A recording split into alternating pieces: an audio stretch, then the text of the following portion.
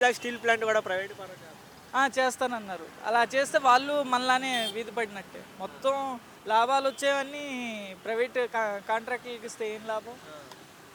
Okay. ఇప్పుడు ఉద్యోగాలు కావాలని గవర్నమెంట్‌కి ఎందుకు వెళ్తున్నాం మనం? సేఫ్టీలు అన్నీ ఉంటాయి కాబట్టి వెళ్తున్నాం. ప్రైవేట్ ఉద్యోగాల్లో ఏడ 24 గంటలు కష్టపడుతూనే ఉండాలి.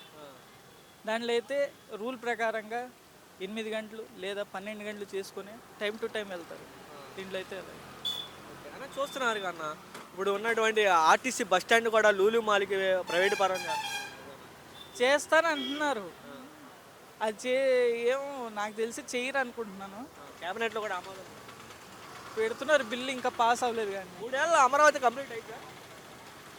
చంద్రబాబు వల్ల అయ్యిద్ది నాకు తెలిసి. లాగుతారు.